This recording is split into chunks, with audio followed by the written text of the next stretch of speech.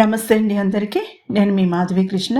Welcome to my channel Madhavi Krishna's Telugu stories, Telugu కథలు. హృదయం ఊగిసలాడే 34వ భాగం. Are you sure? అడిగాడు కిరీటి నర్మదని.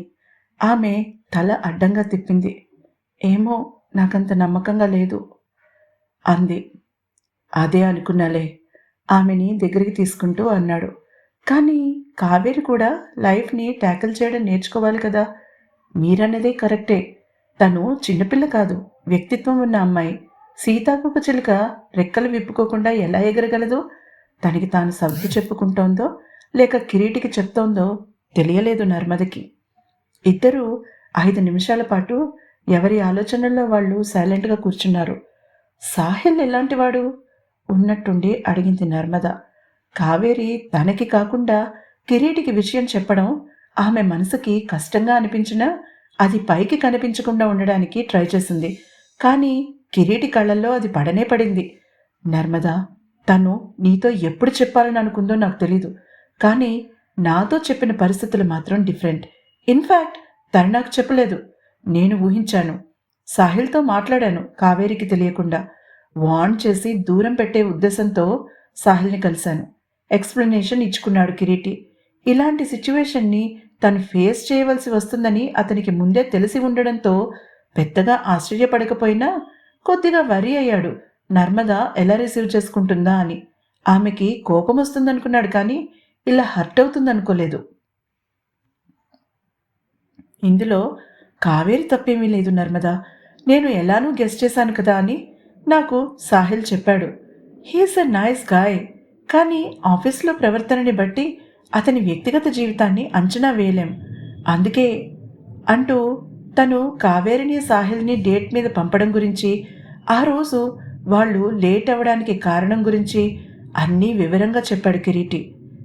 మీరంటే బయట వ్యక్తి, నాకు చెప్పకపోవడం వల్ల ఏమవుతుంది అని మీరు అనుకుని ఉండొచ్చు.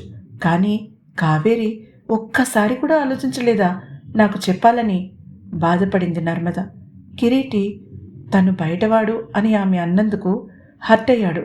అయినా బయటపడలేదు. ఆమె ఇంకా ఒక డెసిషన్కి రాలేదేమోనని ఎందుకనుకోవు నర్మదా? ఆమె చేతిని తన చేతుల్లోకి తీసుకుని మృదువుగా ఒత్తుతూ అడిగాడు. ఆమె చాలాసేపు మాట్లాడలేదు. సాహిల్ వల్ల కావేరికి సమస్య లేక సాహిల్తోనే సమస్య అన్నది మనం తెలుసుకోవాలి ముందు, ఆలోచిస్తూ అంది నర్మద. ఇక ఆమె ఆ టాపిక్ గురించి మాట్లాడదని అర్థమైపోయింది కిరీటికి. అతను కూడా ఆ ప్రసక్తిని ఇంక తీసుకురాలేదు. నా దగ్గర ఒక ప్లాన్ ఉంది అంటూ చెప్పడం స్టార్ట్ చేశాడు అతను. ఆమె శ్రద్ధగా వింటూ కూర్చుంది. అర్ధరాత్రి దాటిన చాలాసేపటికి తమ గదికి చేరుకుంది నర్మద. కావేరి గాఢ నిద్రలో ఉంది.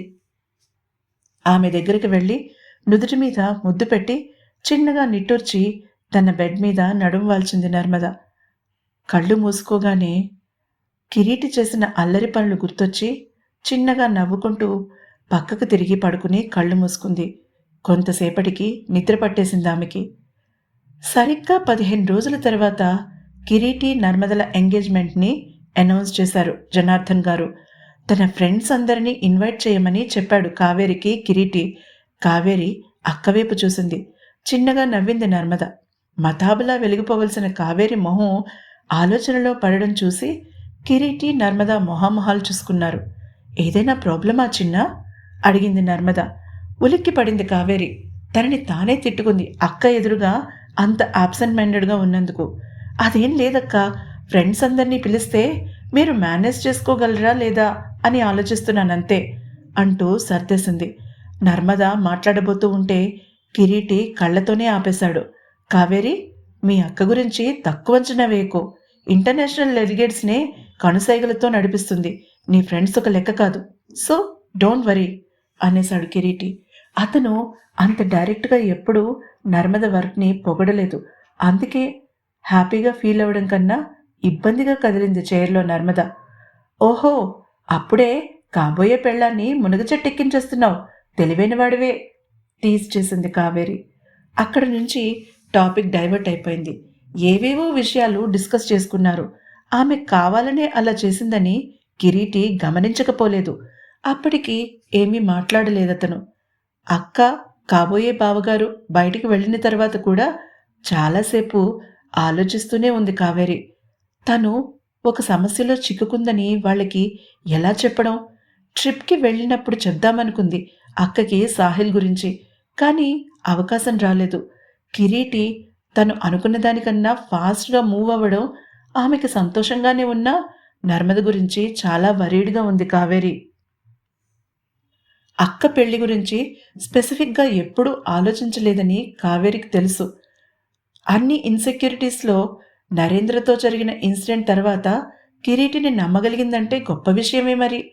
అప్రయత్నంగానే ఆమె ఆలోచనలు సాహిల్ మీదకి మళ్ళాయి. సాహిల్ మనిషి మంచివాడే, కానీ కొన్ని విషయాలలో సంకుచితంగా ఆలోచించడం ఆమెకి ఆశ్చర్యాన్ని కలిగించింది. అంత చదువుకుని ఉద్యోగం చేస్తూ ప్రపంచం చూస్తున్న అతను అంత నేరో మైండెడ్‌గా ఉంటాడని తను అస్సలు ఊహించలేదు. ఆమె ఆలోచనల్లో ఉండగానే కాలింగ్ బెల్ మోగడంతో లేచి వెళ్లి తలుపు తీసింది. ఎదురుగా నవ్వుతూ నిలబడిన వ్యక్తిని చూసి ముందు షాక్ తింది. తర్వాత కంగారు పడింది. ఇక్కడికెందుకొచ్చావు? అడిగింది కోపంగా కావేరి. అతను నవ్వాడు. నీకు 2 రోజులు టైం ఇచ్చాను. తెలివైన దానివనుకున్నాను. కానీ కాదని అర్థమైంది. అందుకే నేనే వచ్చాను. నీకు సంబంధించినవి కొన్ని నా దగ్గరున్నాయి. అవి ఇచ్చిపోదామనొచ్చాను. నా కార్డ్ నీ దగ్గరే ఉంది కదా? అంటూ ఆమె చేతిలో ఒక కవర్ పెట్టి కనీసం తిరిగి చూడకుండా వెళ్ళిపోతున్న సాగర్ వైపు భయంగా చూసింది కావేరి. డోర్ క్లోజ్ చేసి వచ్చి సోఫాలో కూలబడింది. తన చేతిలో ఉన్న కవర్ని పక్కన పడేసింది.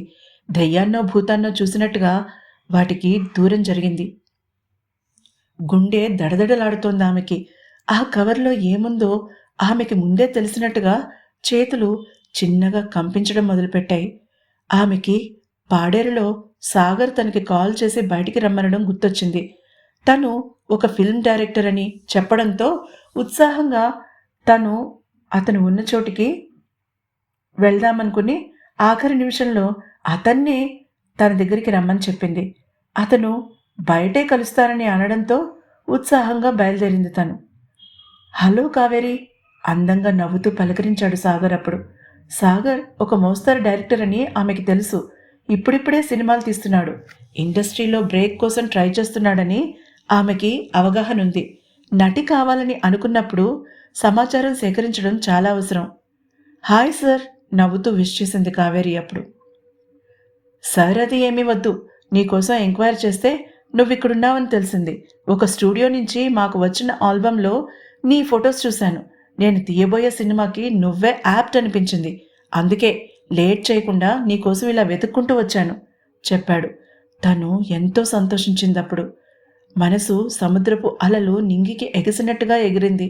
అతను నవ్వుతూ తననే చూస్తుంటే ఎంబరాసింగ్గా ఫీల్ అయింది. డోంట్ స్టాప్, నీ స్మైల్ చాలా బాగుంది అన్నాడు సాగర్. మరింత సిగ్గుపడింది తను. అప్పుడు చెప్పాడు అసలు విషయం.